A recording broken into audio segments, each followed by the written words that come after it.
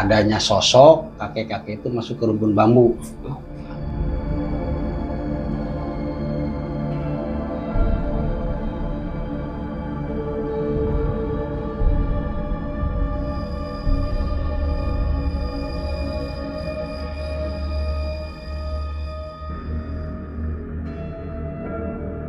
Itu dulu kan di situ ada mitos gitu kan, menurut orang kampung jangan mukul kayu dengan punggung golok.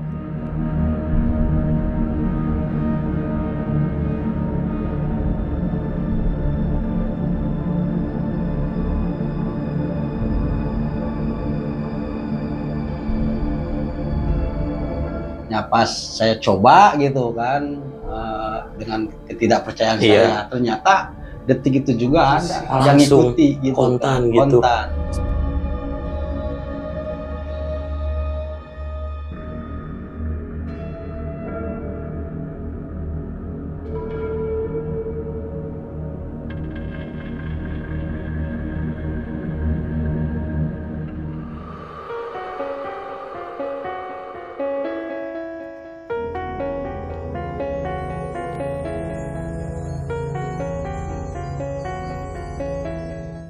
Oke, halo sahabat Huru Hara, saya Fani Christian. Ketemu lagi di channel Huru Hara Horor. Di mana ada horor, di situ pasti ada Huru Hara.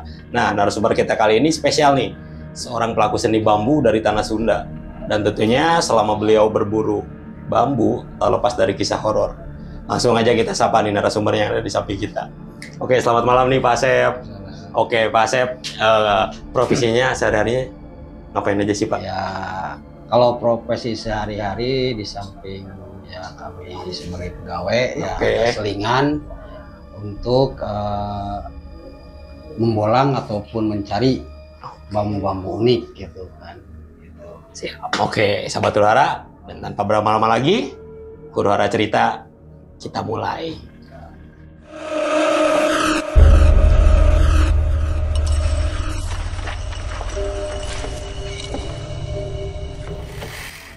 Assalamualaikum warahmatullahi wabarakatuh. Sampurasun.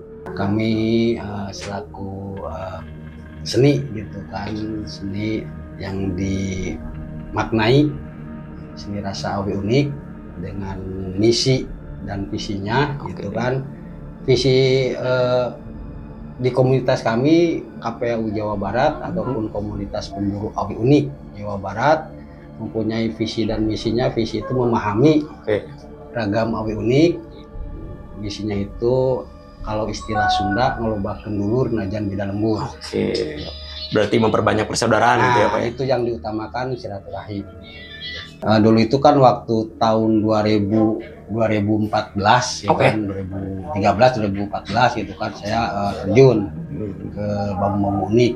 Nah pas 2015 kami beserta tim nggak salah itu 5 orang gitu kan, 5 orang berangkat ke leuweung ataupun hutan liar yang ada di wilayah Kabupaten Subang gitu kan, selatan gitu kan.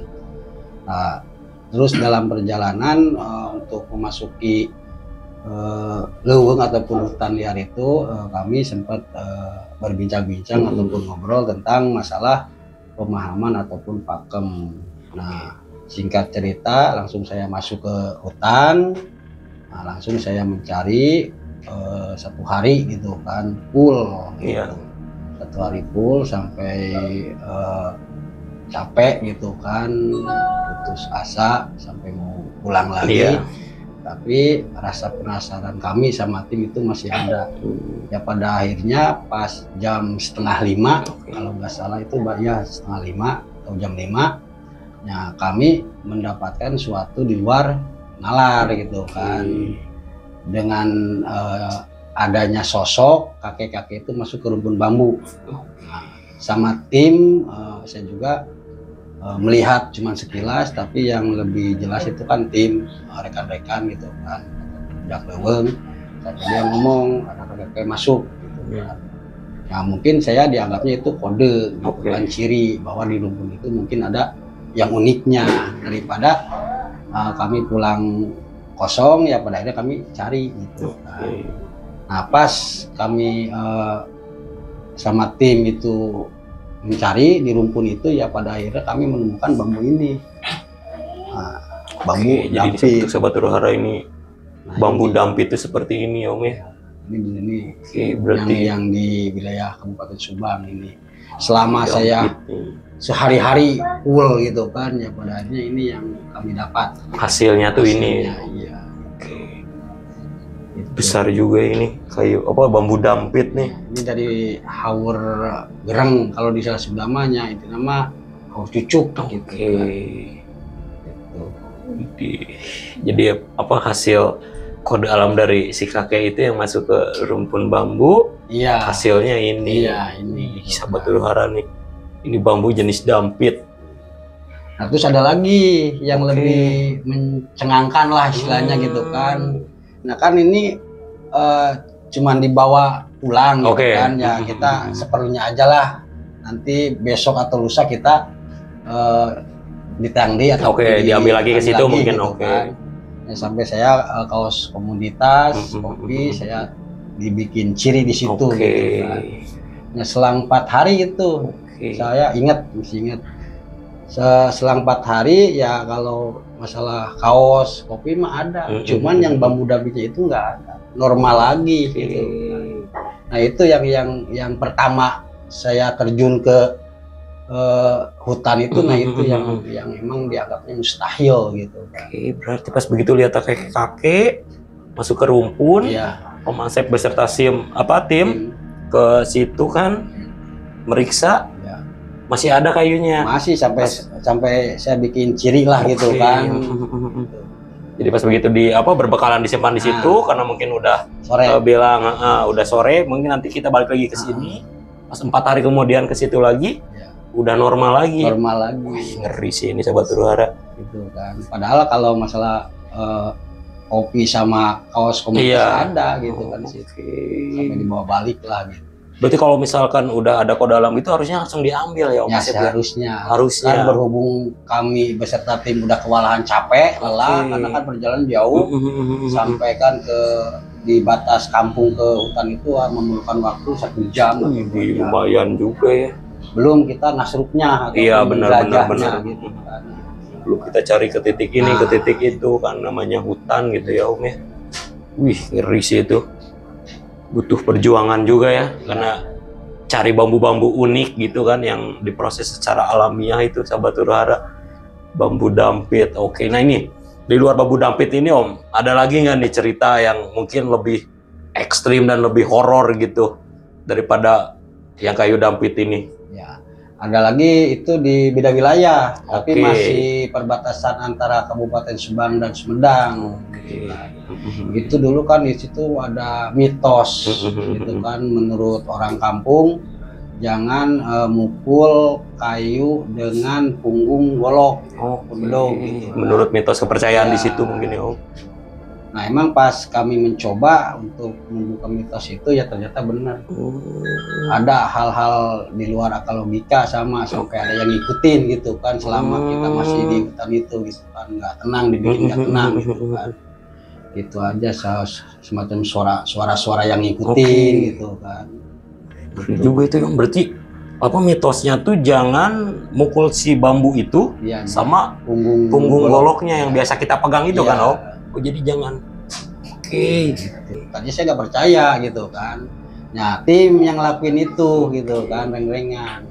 Ya saya juga ngikutin gitu kan. Karena apa? Karena untuk menghilangkan stres ataupun capek. Karena sama di situ juga belum dapat bambu gitu kan. Ya pas saya coba gitu kan, dengan ketidakpercayaan saya, ternyata detik itu juga ada yang ngikuti gitu, kontan.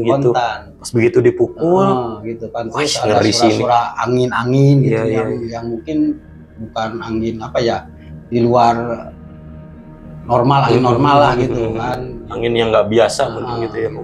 Di situ. Nah sampai saya disesatkan, disesatkan sampai keluar jam berapa? Jam 11:30 kalau nggak salah malam gitu. Wih, ngeri. Dan itu pas nyampe jam 11:30 malam gitu kan. Bahkan posisi motor juga saya nggak tahu di mana gitu kan. Saking linglungnya gitu ya. Itu terus aja muter di hutan itu. Nah itu. di situ. Nah ini untuk bambu carang sewu ini ada contohnya nggak Om? Ada ini carang sewu ini. Oh ini ya Om ya. Ini carang sewu nih sahabat Huru Hara nih. Nah, itu hasil dari Ngeri nih, ini cawang sewu. Nah ini kalau dapat bambu ini ada aja kendalanya ini mah, cuman bukan hal-hal apa yang gimana, ada cuman kendalanya itu kalau nggak ke kita, ke kendaraan. Oke, jadi efeknya pasti ada efeknya gitu ya Om ya. Wih tajam-tajam ini cawang sewu. Maksudnya efek ke kendaraan gimana? Ya mogok lah naon. Mogok, padahal nggak mogok gitu kan, kalau udah kita benerin gitu kan jalan lagi gitu. Oke, oh ini cawang sewu berarti di perbatasan Kabupaten Subang, Kabupaten Sumedang. Ih, sempat ada mitos jangan mukul bambu pakai punggung golok. Dan begitu dilakukan, begitu nyari, suaranya masih tetap ada gitu. Iya, selama kita di dalam hutan itu terus gitu kan. Dan sampai disesatkan juga kan gitu. Jalan pulang. Wah, ngeri-ngeri nih cawang sewu nih. Butuh perjuangan dan efeknya kalau enggak ke tim ya ke kendaraan ya. Kalau untuk kita disesatkan. Kalau misalkan efeknya ke tim itu disesatkan semua mungkin ya. Saya keluar darah dari hidung gitu, kayak panas dalam itu pernah. Itu nggak sadar itu keluar darah dari hidung. Pernah. Oke. Berarti pas berburu bambu cawang sewu ini. Karena beda wilayah itu beda pakem, beda nama gitu kan.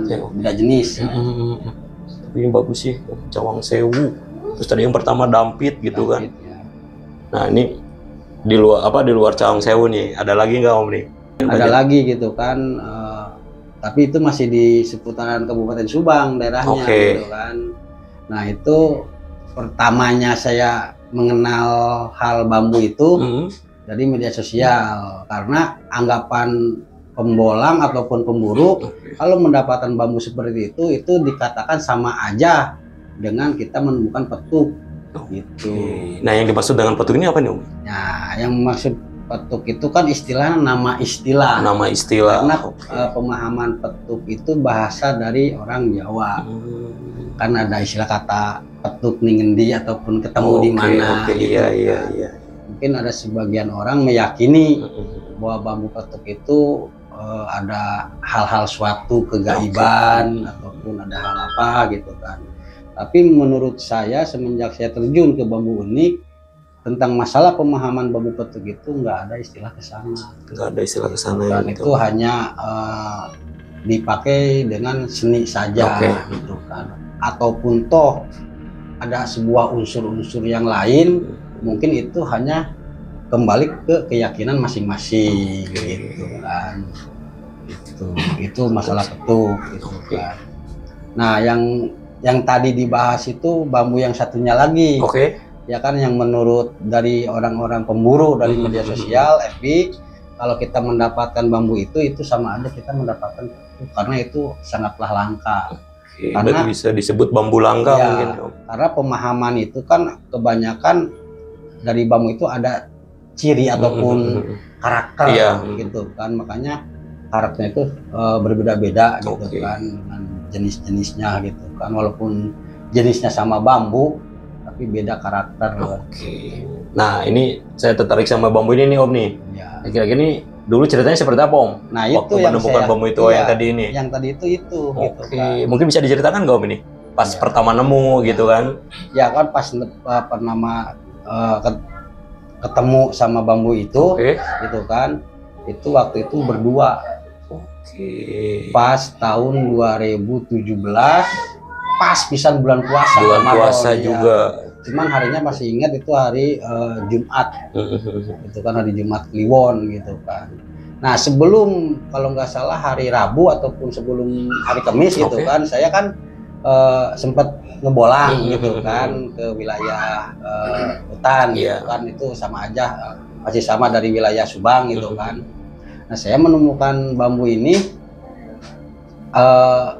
sebelum saya nggak paham tentang pakem gitu kan. Nah pas saya lihat dari media sosial bahwa kalau ada orang yang postingin bambu seperti itu tapi itu bukan bambu itu gitu, beda jenis mungkin gitu. Ya beda jenis gitu kan. Kalau yang diposting di FB itu kan namanya Raga Sukma. Oke. Itu kan yang saya temuin itu kan Panghuripan. Tapi kan kebanyakan yang belum memahami tentang karakter, dianggapnya Raga Sukma itu Panghuripan. Karena mungkin bentuknya agak sama atau emang sama gitu. Ya agak sama. Kalau gitu Raga Sukma itu kan dari ranting ke tabung tembus gitu kan. Kalau Panghuripan itu mah kan dari akar, bonggol, tembus gitu kan. Nah itu ya dikatakan langka. Nah saya pas Jumatnya gitu kan, karena hari Kamis itu saya pengen cepet-cepet besok gitu kan, karena nggak sabar gitu kan. Nah, pas akhirnya sesudah Jumatan saya sendiri gitu kan. Sendiri. Kalau dulu itu ke minggu nanti hari kemarin mah gitu kan, sebelum didatangin lagi saya nggak ada istilahnya nggak takut lah gitu. Tapi pas saya sendiri walaupun itu di pinggir jalan gitu kan, tapi ya intinya suasananya beda. Sampai ada suara kayak suara gitu kan, pokoknya keeng lah gitu ya Om ya. Keeng, bener keeng. Terus sampai saya manggil anak-anak gitu kan, saya kasih uang suruh beli petasan atau mercon gitu kan supaya rame lah gitu kan. Tapi tetap aja nggak ngaruh. Sampai saya ngambilnya juga ada sama angin, cuman angin segitu kayak angin puyuh gitu kan. Tapi cuman sekitaran itu ya gitu, kayak angin puyuh gitu, kayak gitu. Ya sampai ada suara kayak gitu sering gitu. Nah, langsung saya gitu kan, ambil gitu. Dan inilah hasilnya Om ya. Nah itu. Butuh perjuangan juga nih, agak susah juga nih ngambilnya nih sahabat Huru-Hara. Dan inilah bambu apa tadi Kahuripan ya Om ya? Panghuripan. Mantep nih. Jadi ada bambu hidup dalam bambu juga gitu kan. Terus mantap sih ini Om. Tadinya mungkin yang muncul dari bambu-bambu mati mungkin ya Om. Iya. Muncul yang hidup gitu. Wah, ngeri sih ini. Setelah lihat guys, ini 3 miliar pun gak akan dikeluarin ya Om. Ini unik banget nih bambu nih. Nah terus sesudah itu saya ngambil bambu ini gitu kan, ya beberapa minggu ke depan ya ada yang memperbutin sampai dia pengen berapa gitu kan. Cuman saya ya kan saya pengembang dan pelaku seni gitu kan, untuk memperlengkap pakem gitu, sampai dia datang ke sini gitu kan, ke tempat ini gitu kan, sampai ngomong segala yang lain-lain lah gitu kan. Sempat rame gitu kan untuk mendapatkan bambu ini gitu. Makanya ini jarang saya posting gitu kan. Itu karena ini memang salah satu bambu yang paling langka mungkin ya Om. Iya, jangan menurut dia dari pembolang mah kan saya berbagai pakem lah bambu, cuman yang ini yang benar-benar yang saya kagumi gitu kan. Jadi, tapi memang bagus sih Om ini gitu kan. Jadi ada bambu di dalam bambu, wah ngeri sih ini. Nah sampai ada dulu kan ada orang luar gitu kan, ya orang Jepang gitu kan, dia sama mencari bambu petuk awalnya gitu kan. Nah terus saya kasih pemahaman tentang bahwa bambu petuk itu hanya mitos ya bener kan. Ya, akhirnya dia melihat bambu ini sampai dia mau memaharkan berapa ratus juta gitu kan, sampai dia ngomong kalau dengan istilah kita mah bos saya gitu kan, kalau pulang ke Jepang nggak bawa apa-apa, tangan kosong ya, mungkin saya kasihlah cenderamata gitu kan. Karena dia tadinya tetap pengen yang ini ya. Sampai sekarang juga dia tetap menunggu, pernah dia ngasih nomor HP ataupun WA gitu kan, kalau mau dikeluarin tinggal hubungi aja. Wah, nih paling banyak dicari nih sahabat Huru-Hara nih, Panghuripan bambu. Emang keren sih untuk sahabat Huru-Hara nih, kalau misalkan yang suka seni kayak bambu gini bisa nih datang ke rumah Om Asep nih di Kabupaten Subang. Kalau pengen tinggal di komen aja. Wih, ngeri nih bambu Panghuripan. Tadi udah ada bambu dapit ya Om ya. Terus cawang sewu juga ada. Kalau di Sunda mah mengembang soca. Mengembang soca. Karena carang sewu itu kan sarang 1000, tapi kan menurut kita pengamatan secara logika belum ada lah 1000 yang dikatakan ngembang soca. Karena seperti matahari ataupun seperti karena ini berkembang terus ya Om ya. Iya. Mungkin ya ini mungkin kenapa yang bisa dibilang cawang sewu mungkin ininya nih sahabat itu. ulara nih. Mungkin kadang bisa sampai 1000 gitu kan. Kalau di Jawa Barat itu namanya ngembang soca. Ngembang soca. Jadi kalau misalkan di Indonesia kan ini jadi bunga mata Om jadinya ya. Bunga mata. Jadi perkembangan si matanya tuh berkembang Ya, gitu itu. seperti Ya kan mitosnya itu matahari. filosofinya itu kan ngembang soca itu pengembangan. Oke. Gitu. Wih, mantep nih. Nah di situ ada lagi kejadian. Oke. Itu kan kejadiannya itu dari saya cuma ngomong ke tim awas gitu kan bejaan yang lain ataupun sebab ada maung ataupun harimau itu mau belang gitu kan mau belang. Nah sampai di situ mungkin ada tim saya yang satu lagi dia seolah-olah ngorowok ataupun berteriak lah mungkin gitu kan sampai nyebut maung gitu. Ya padahal maung itu akhirnya kabur ataupun lari. Nah terus teman saya yang masih di dalam rumpun itu mungkin dia merasa ketakutan ataupun ya mungkin shock gitu kan. Ya padahal dia pingsan gitu. Sekarang karena lihat macan itu ya Om. Mungkin karena dia terjebak di rumpun bambu mungkin ya. Mungkin ya itu gitu kan. Keluar gimana, diam gimana gitu.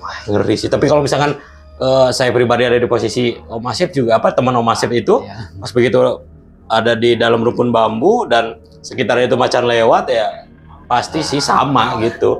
Nah itu sih kejadiannya seperti itu gitu kan semenjak membolang memburu gitu kan kejadiannya selain ya mungkin ada makhluk-makhluk astral itu mungkin ya emang ada gitu kan tapi kan saya menyikapinya hanya sebatas itu fenomena saja gitu. Kenapa kan karena udah resiko ya Om kita bermain di hutan di alam liar lah gitu kan istilahnya pasti ada makhluk-makhluk selain makhluk-makhluk astral juga ada binatang-binatang buasnya juga nggak luput gitu kan. Juga kan ya itu nama leuweung geledegan lah. Iya gitu namanya kan, juga hutan rimba gitu. Iya, yang mengandung hal mitos gitu kan sama aja gitu kan itu. Oke. Dan itu berarti endingnya gimana tuh teman Om Asep yang di dalam rumpun bambu itu? Ya saya langsung nelepon ambulan langsung bawa ke rumah sakit.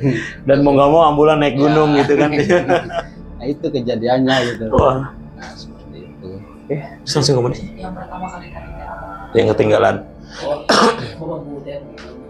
Nah terus pas kan kalau udah dapat bambu kadang-kadang kan suka dibersihkan di kamar mandi di sumur di belakang gitu kan. Dulu mah kan belum gini, belum ada tempat gitu kan. Nah saya langsung pas itu lagi jaga piket gitu kan, jaga piket. Nah pas setengah 2 almarhumah ibu saya nelpon, pulang dulu gitu kan. Ada apa mah? Cinta pulang dulu. Pas saya pulang kan kalau almarhumah kan tekun lah ibadah gitu kan tahajudnya ataupun ibadah sembahyangnya. Nah pas saya pulang ke rumah ternyata bambu saya yang di kamar mandi itu kayak ada yang mindahin ke ruangan tamu. Bambu burung tapi nggak ada suara. Nggak ada suara apapun. Nggak ada kayak burung enggak. Pas tahu udah ada di situ gitu kan di pertengahan bukan di ruang tamu. Itu nah semenjak kejadian itu baru saya bikin tempat ini itu. Berarti yang tadinya kalau misalkan Om Asep dapat bambu dikumpulin ke kamar mandi kan untuk dibersihin kan gitu kan. Di suatu waktu almarhumah ibu mungkin nelpon gitu kan. Ini bambu kenapa ada di ruang tamu gitu. Mungkin karena itu banyak itu berapa puluh batang ada sampai 20-30 batang itu. Lumayan heurin berarti ya. Ya kalau yang ngakutin mungkin lah ada gebruk gitu. Iya, mungkin ada suara kalau misalkan orang yang mindahin. Enggak tahu-tahu udah ada di situ pas almarhumah mau ke air gitu kan. Kaget. Sahabat Uruhara yang tadinya di kamar mandi, bambu yang sudah Om Asep ambil dari hutan itu dikumpulin karena niat mau dicuci di kamar mandi ternyata pindah sendiri ke ruang tamu. Karena kan belum ada tempat kayak gini mah, kadang-kadang kan saya juga suka bingung gitu, kan mau kemana ini bambu gitu kan, karena simpan aja di kamar Dan mandi. Sahabat Hura, dan inilah hasilnya gitu setelah pas perpindahan bambu Ya, itu itu. akhirnya adalah galeri bambu ini di Ya, Kabupaten itu. Subang. Itu ya emang ada kaitannya dengan silsilah galeri bambu ini gitu kan, tempat gitu. Nah ini Om Asep nih, saya tertarik sama boneka yang di belakang Om Asep ini nih. Wah, sepertinya agak-agak seram gimana gitu Sahabat Hura. Dari tadi emang pandangan tuh nggak luput dari situ. Kalau misalkan boleh tahu nih Om, boneka ini tuh emang sengaja dibikin atau emang ada fungsinya gitu sih Om? Nah gini kan, sedikit banyaknya kan saya juga kalau menurut ya intinya mah mengkaji ataupun saya belajar gitu kan tentang masalah spiritual dan supernatural. Mungkin kalau pintar saya bukan orang pintar gitu kan, ataupun paranormal bukan gitu.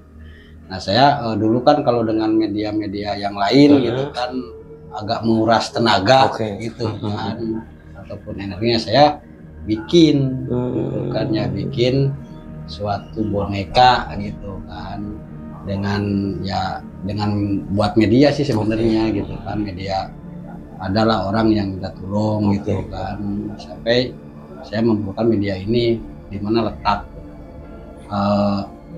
penyakit ataupun ya dikatakan santet gitu kan. Jadi bisa jadi nanti ditunjuk sama boneka ini. Itu saya tuh tahun 2004 lah gitu kan punya ini gitu kan. Itu dari bahannya itu dari padung. Terus padung itu yang suka ada di kuburan itu. Nah, kepalanya itu dari patoknya gitu. Dari batu nisannya itu Om. Iya. Kepalanya ini. Iya gitu kan. Gitu. Coba bisa ini coba Om bisa lihat nggak Om? Tapi ini nggak apa-apa kan Om? Enggak, ini mah ada kosong gitu. Iya kan? Tapi ini hanya simbolis. Nah, ini Sahabat Hura nih. Punya nama ini Om bonekanya Om? Ada. Namanya kan saya dinamain itu cewek ini. Oke. Gitu kan, namanya Neneng. Ini Sahabat Hura yang mau kenalan sama Neneng bisa datang ke galerinya Om Asep nih di Subang nih. Ini emang harus serem gini Om bikinnya Om? Ya itu hanya pemanis saja lah, karena kan kalau di dunia spiritual dan supernatural kan kita harus tahu gitu kan tentang hal-hal gaib itu ada gitu. Dan ini tadi badannya dari padung kuburan itu Om, dan kepalanya dari batu nisan Sahabat Hura. Ya. Ngeri nggak ini rambut? Asli loh ini, serius. Neng, jangan dulu bangun ya. Saya hai dulu ke Sahabat Hura. Wah, ini emang nggak pakai baju atau gimana Om ini? Dulu pernah itu dari kain kafannya. Karena ya mungkin. Maksudnya dari kain kafannya gimana nih Om nih? Ya dari kain kafan yang udah meninggal gitu kan. Gitu. Wah, ngeri sih ini. Kan dari kain kafan kan itu kan kalau udah ke dalam kubur kan udah kelihatan kotor lah. Pernah saya mau bikinin baju ini, cuman ya mungkin ada interaksi, mungkin ke penjahitnya itu nggak sanggup gitu. Oh, si penjahitnya nggak sanggup. Ada efeknya nggak buat penjahitnya Om itu pas sakit ya? Wah, anjir, ngejahit baju Neneng ini langsung sakit Sahabat Hura. Tapi emang serem banget sih ya. Tapi ini hanya jadikan media saja. Iya, jadikan cuman media saja ya Om ya. Media. Oke, baik-baik ya Neng ya. Nanti ketemu lagi sama Om nih. Aduh, makasih nih Om Asep nih. Udah mau dikenalin sama Neneng juga. Terus kita sedikitnya tahu lah gitu tentang bambu-bambu, jenis-jenis bambu gitu. Tadi ada bambu dampit, Sahabat Hura, ada cawang sewu juga, ada pangguripan. Nah ini Om, paling untuk sebelum kita closing nih Om, paling dari kita Huru Hara ini ada beberapa pertanyaan nih buat Om Asep nih. Di luaran sana yang orang-orang awam ini kan masih banyak nih Om yang menganggap di bambu itu ada seperti pusaka lah gitu kan. Terus apalah itu, kira-kira yang sebenarnya itu bagaimana sih Om? Kalau masalah pengamatan ataupun pengalaman saya tentang masalah khususnya bambu unik gitu kan. Tapi kan kalau dengan orang-orang yang meyakini bahwa orang lain mah kan dikaitkan dengan mistik gitu kan. Emang itu kembali ke keyakinan masing-masing. Tapi kalau masalah realnya dari alam ataupun di dalam bambu unik ada suatu hal benda, saya kira itu nggak ada. Oke, 1000% nggak ada ya. 1000% saya nggak ada. Karena memang kalau misalkan bambu itu emang alam gitu. Nah, karena dengan secara logika dengan menemukan suatu bambu unik di alam liar, mungkin mana ada hal semacam keris gitu kan. Itu saya rasa itu saya belum meyakini hal itu gitu kan. Dan sekian lamanya Om Asep berkecimpung di pencarian bambu juga mungkin belum pernah kan menemukan benda kayak apa itu batu mungkin keris gitu ya Om ya. Belum pernah gitu. Oke. Batu. Ya kalau masalah fosil-fosil mah dalam bambu mungkin ada. Itu kan antara pengkerasan air yang mungkin udah beberapa puluh tahun ya akhirnya mengkeras. Iya betul. Tapi tetap itu maksudnya ke fosil gitu karena itu pengkerasan dari air di dalam bambu. Gitu. Nah di sini juga sahabat Huru-Hara mungkin contoh fosilnya mungkin ada di belakang ini keong besar ini juga salah satunya. Nah itu fosil. Wih, gila sih ini seafood gede banget rumahnya. Ngeri. Oke, berarti ini untuk sahabat Huru-Hara ini ya. Kalau percaya apa hal-hal seperti supernatural mungkin gitu kan. Pokoknya di pohon bambu tuh nggak ada yang namanya mustika, keris itu nggak ada 1000%. Karena yang ada di dalam bambu itu ya mungkin ya fosil gitu ya Om, yang karena airnya tadi mengeras. Terus mungkin ya jenis-jenis unik karena mungkin berbentuk dengan alam gitu.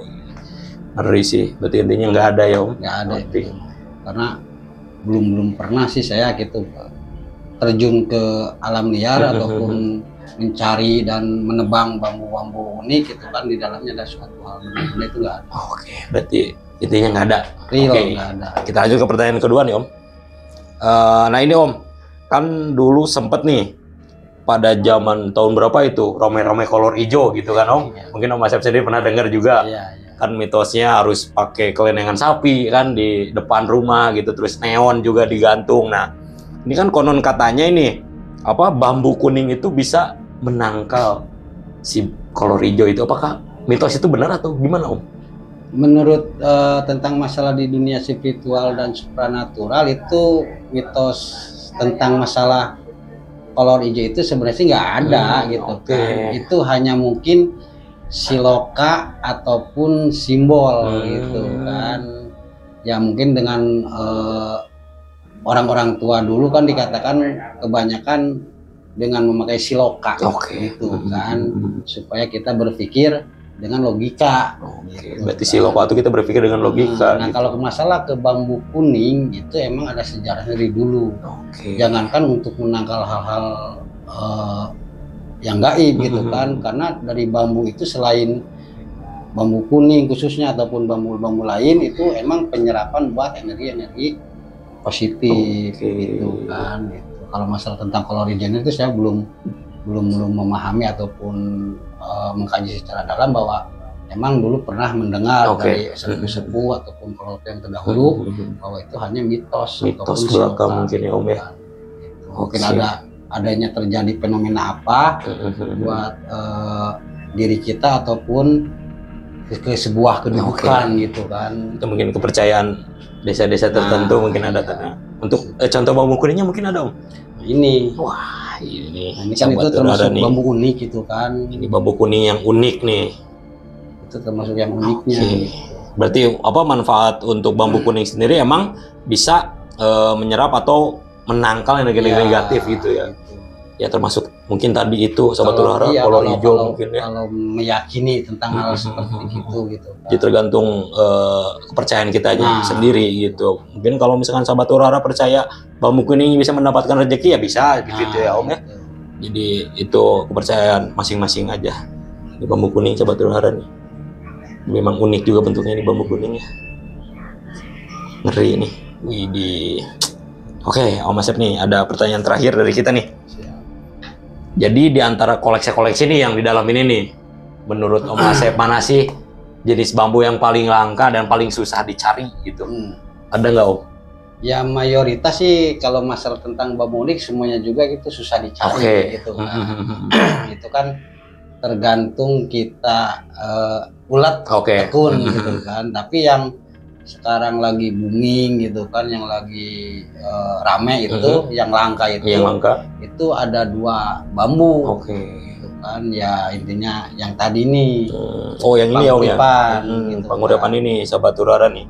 Yang tadi ada 2 bambunya. Jadi di dalam bambu ada bambu. Ini termasuk langka juga ya Om ya, karena susah dan banyak peminatnya juga. Nah itu kalau ya dikategorikan kayak emang cuma juga susah. Karena mungkin karena jenis-jenis yang berbeda mungkin ya Om ya. Mungkin tadi yang satu lagi mungkin ada Om. Yang contohnya selendang mukti itu. Yang ini Om. Yang ini. Nah itu. Ini selendang mukti. Nah itu selendang. Nah ini selendang mukti, sahabat Huru Hara nih, bentuknya emang kriwel-kriwel gini ya, kayak selendang basah terus diperat jadi keras ya, inilah hasilnya. Wih ngeri di sini. Khusus yang punya jiwa kepemimpinan itu. Jadi untuk punya jiwa kepemimpinan tuh wajib punya ini nih, selendang mukti. Karena selendang itu tujuan, mukti itu harapan. Mantap nih sahabat Huru Hara nih. Om Asep nih terima kasih nih sudah mau bercerita banyak di channel Huru Hara Horor. Siap. Nah, mungkin untuk terakhir nih, Om Asep punya pesan-pesan mungkin buat sahabat Huru Hara yang nonton nih.